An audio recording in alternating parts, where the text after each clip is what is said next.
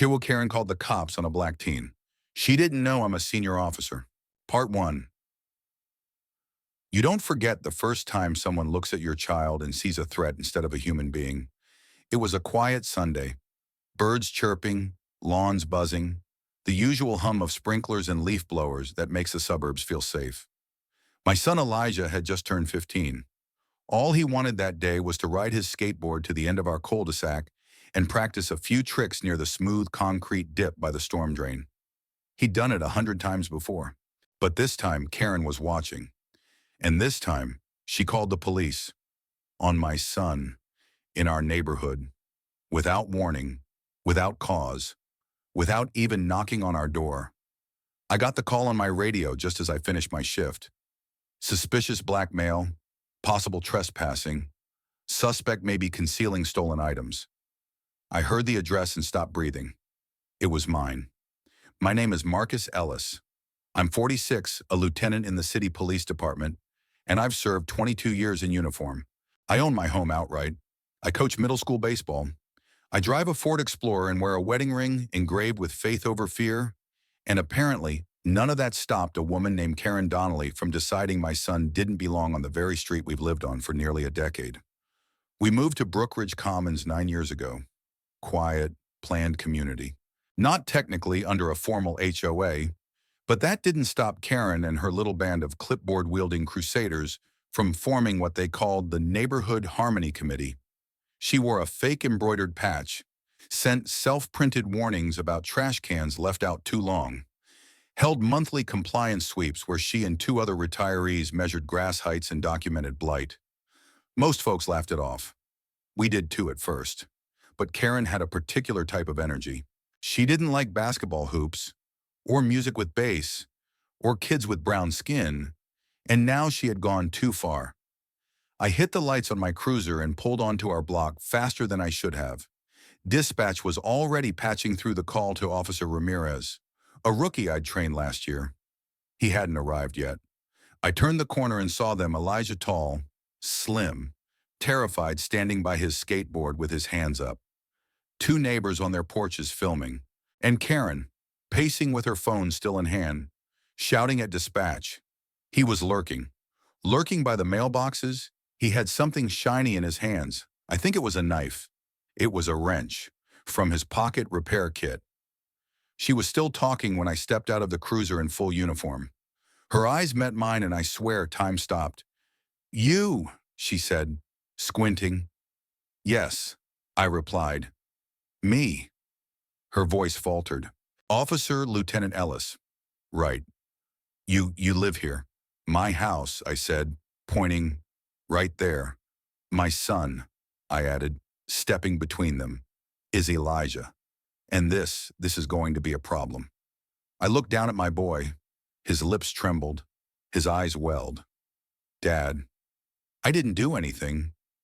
"I know," I said, wrapping an arm around his shoulder. "You don't have to say a word," Karen stammered. "I didn't know he was your son." "Would it have mattered?" I snapped. "Or would you have called anyway because he had the wrong skin tone for a skateboard and a zip code?" She flinched. "Good." Ramirez pulled up seconds later. He stepped out, saw me, and went pale. "I thought, sir, I didn't know. It's okay. Officer, I'll handle this." I turned to the bystanders. "Did anyone see what happened?" A woman across the street spoke up. "He was skating. That's it." He dropped his board and was fixing something. She came out yelling, threatening to call the patrol. Then she did. Another voice. "She's been doing this to the delivery guy too. Took pictures of the UPS driver last week. Said he was too friendly. Another last month she reported a group of kids for playing tag in the alley." I looked at Karen. "You've got a pattern, and now it's documented." The hardest part was taking Elijah home and watching him sit on the edge of his bed in silence. "Do you think she would have called the cops if I was white?" he asked. I didn't answer right away. I sat beside him, let the silence stretch. "No," I finally said. "I don't." He nodded. I wasn't scared of the cops showing up. I was scared no one would believe me. My heart cracked open.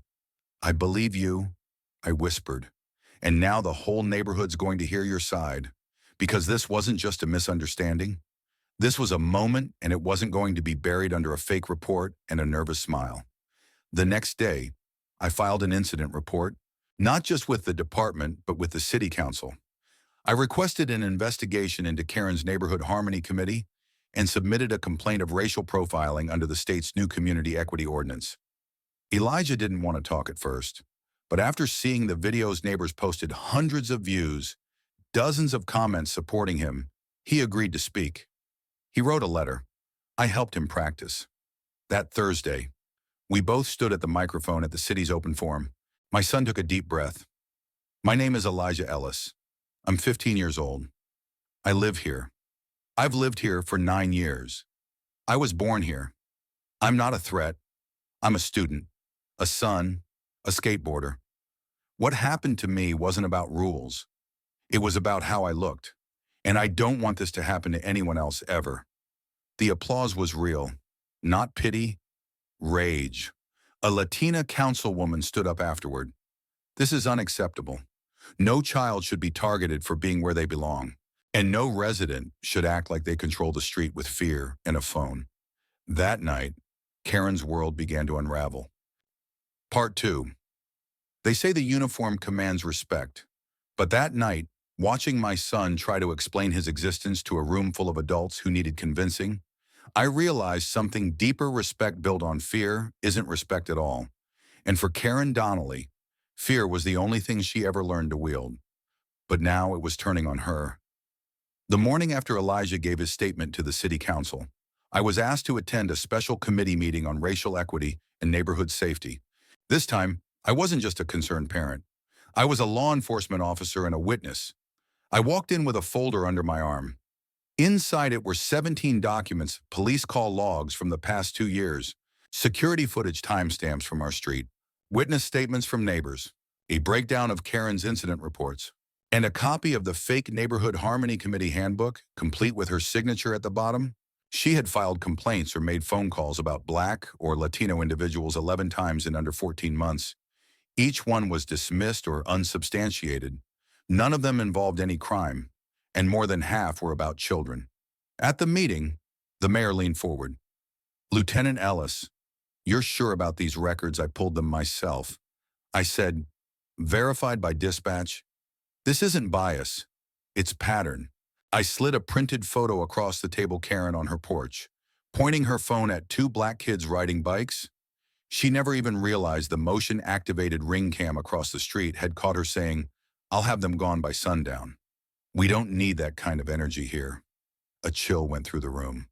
Councilwoman Inez Morales, who had once been a target of Karen's passive-aggressive comments, folded her arms. I moved to initiate a public ethics review of the Harmony Committee and its conduct. The motion passed. Unanimously. Back in the neighborhood, something had shifted. People started talking. Ava, the mom 3 houses down, emailed me screenshots of the Harmony Committee's private group chat. Karen had once accidentally CC'd her husband on a group chain, thinking he was someone else. The messages were worse than expected. This street's turning into the wrong kind of neighborhood. We need stricter patrols, especially when the sun goes down. Maybe if they got the message the first time, we wouldn't have to keep calling. I took a deep breath. This is actionable, I said. Ava nodded. Let's make it public. The screenshots hit the community forum on a Thursday afternoon. By evening, it had over 400 comments. And then the videos resurfaced. Elijah's quiet courage at the podium. Karen pacing in front of my house, shouting nonsense into the phone. She posted a defense, claimed she was misunderstood, concerned for safety, doing her duty, but no one bought it anymore. Because now we had evidence. Now we had names, patterns, timestamps, and for once, she was the one on the defensive. Elijah, for his part, stayed strong. He started getting messages from classmates. You good, bro? That was messed up. Proud of you. You handled that like a man. Even teachers reached out, invited him to join a peer equity group, asked if he'd speak to younger students. I watched my son, once shaken and quiet, start to rise, and I realized his courage had shifted something deeper than outrage. It had awakened us. That weekend, our neighborhood held an emergency town meeting. It wasn't organized by the Harmony Committee. It was organized by us, a diverse group of residents, Black, white, Latino, Asian, gathered at the park across from our street. No one wore fake badges. No one brought clipboards. Instead, they brought food, folding chairs, stories, and one by one, people stood up to talk about what it meant to finally say, enough. Mr. Patel, who ran the local corner store, spoke first. She reported me for selling junk food to minors. I was giving out bottled water during a heat wave. Jasmine, a college student, stood next. She said I didn't fit the profile of someone who should be jogging at night. I've lived here since I was 6. Then I stepped up. Karen didn't just call the police on my son. She tried to criminalize his existence. And if we don't stop this pattern now, it'll keep happening. Not just here, everywhere. By the end of the meeting, we had 3 petitions ready to disband the Neighborhood Harmony Committee permanently, to pass a community accountability ordinance prohibiting false reporting based on race, age, or perceived threat, to install an equity oversight liaison for all future neighborhood concerns. All 3 passed with over 90% support. Karen wasn't at the meeting, but she didn't have to be, because her absence was her answer. 3 days later, she resigned from her self-appointed committee. 1 week after that, she sold her home. No farewell, no explanation, just a moving truck in a driveway full of relieved silence. But for me and Elijah, the work wasn't done. We were invited to speak at a statewide town leadership summit on equity and community policing. Elijah wrote his own speech this time. I didn't touch a word.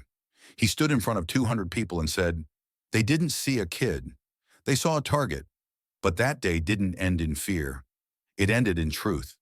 And truth grows stronger when we plant it loud enough.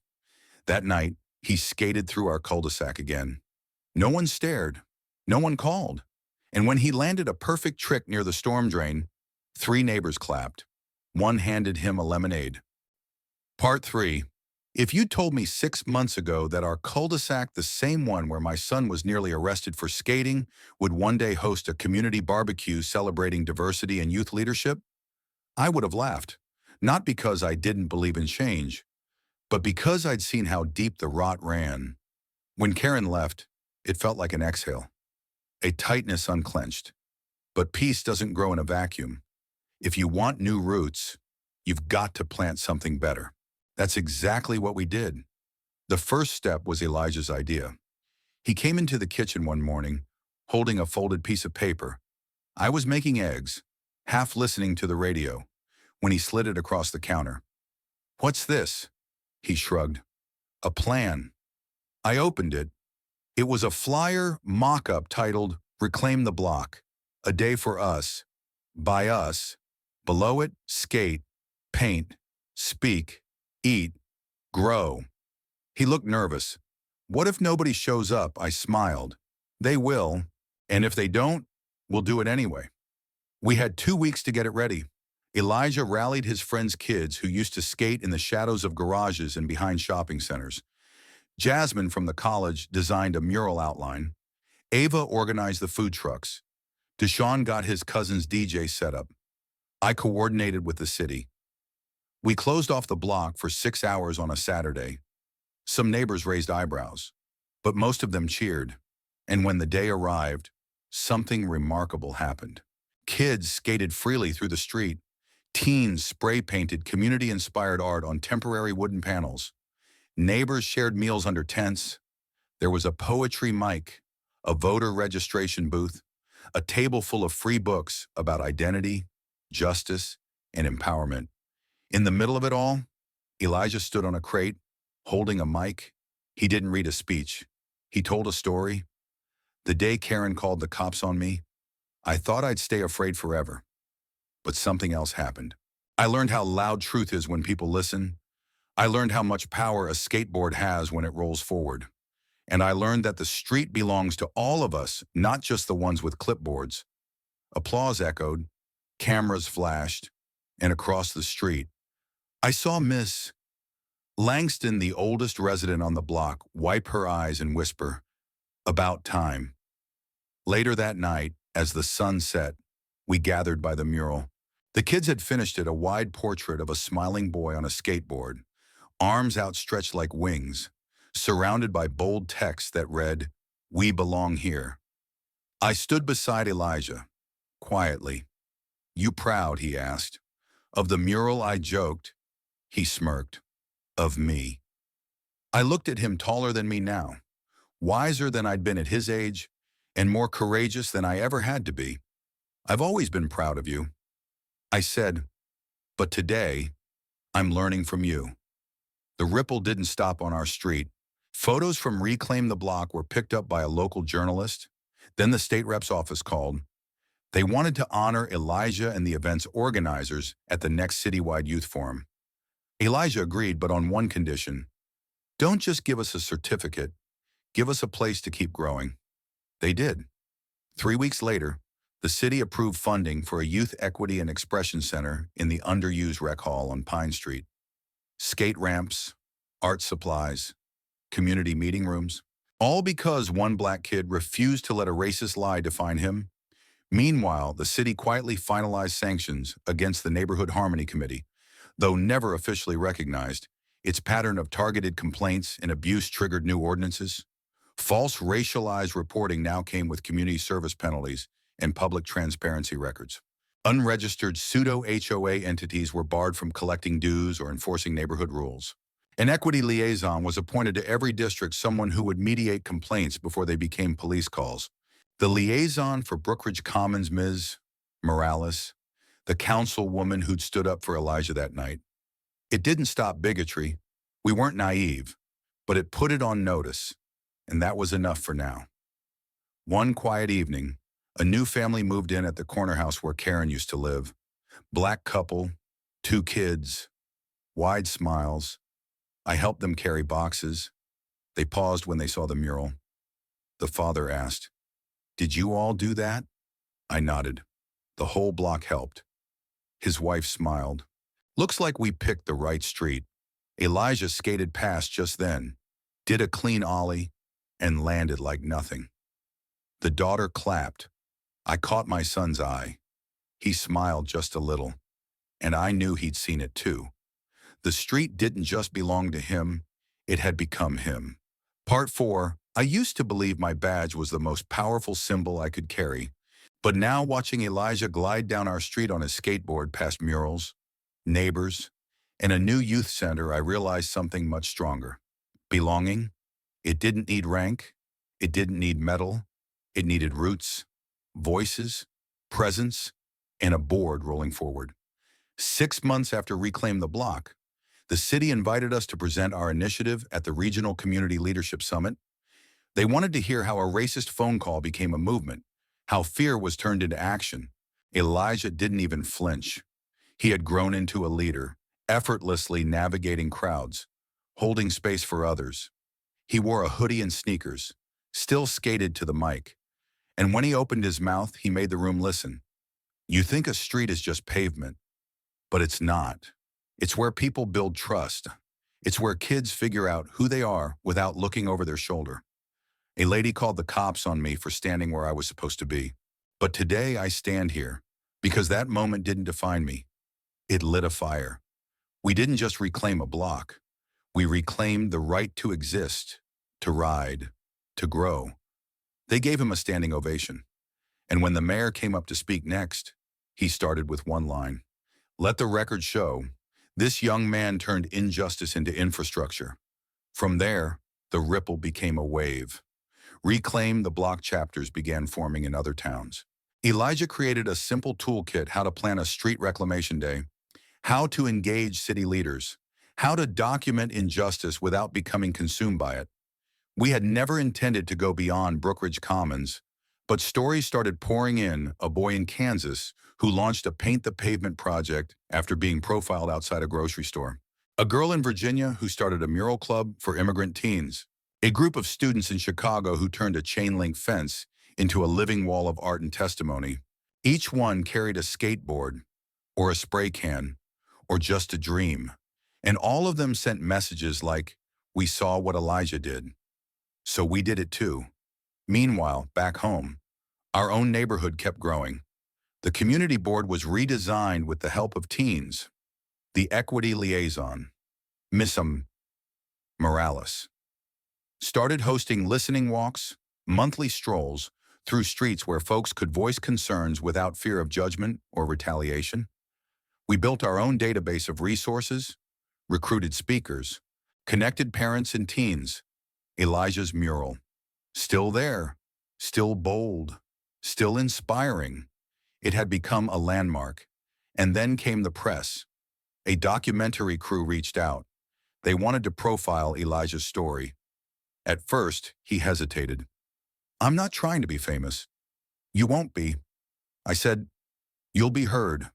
There's a difference. He agreed. They filmed him skating, studying, speaking, talking with other kids. They interviewed me too, asking how it felt that a father's badge didn't stop his son from being profiled.